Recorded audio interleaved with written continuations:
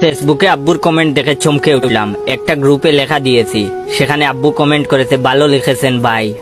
শেষমেশ নিজের ছেলেকে ভাই বানিয়ে দিয়েছেন। আমিও সেখানে কমেন্টে রিপ্লাই দিলাম, থ্যাঙ্কস।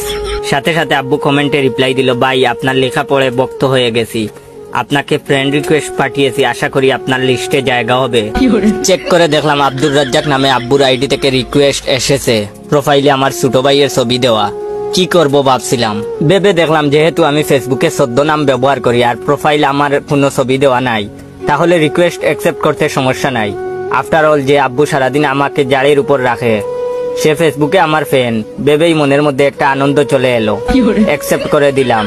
সাথে সাথে দেখি আব্বু আমার প্রোফাইলে কোপাকুপি শুরু করে দিল। লাইক আর কমেন্টের জোরে ফোনের নোটিফিকেশনের তুফানের মতো আসতে লাগলো। ফোন হ্যাং হয়ে গেল। মনে হচ্ছিল পাশের রুমে গিয়ে বলি, আব্বু তোমার পা ধরি, এবার থামো।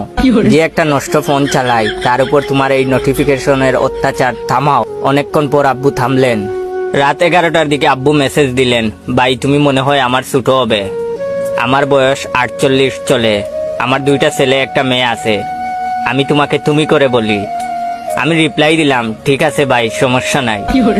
আব্বু আবার মেসেজ দিল, কাল কখন গল্প পোস্ট দিবা? আমি রিপ্লাই দিলাম, সকাল 10টার দিকে।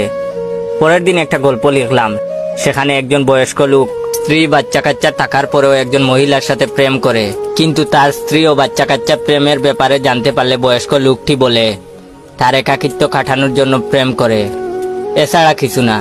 আব্বু গল্পটি পড়ে আমাকে মেসেজ দেয়, ভাই তুমি ঠিক আমার জীবনের গল্প লিখেছো ভাই, আমিও প্রচন্ড একাকিত্বে ভুগি, আমিও প্রেম করতে চাই ভাই, তোমাকে অসংখ্য ধন্যবাদ এমন একটা গল্প লিখবার জন্য।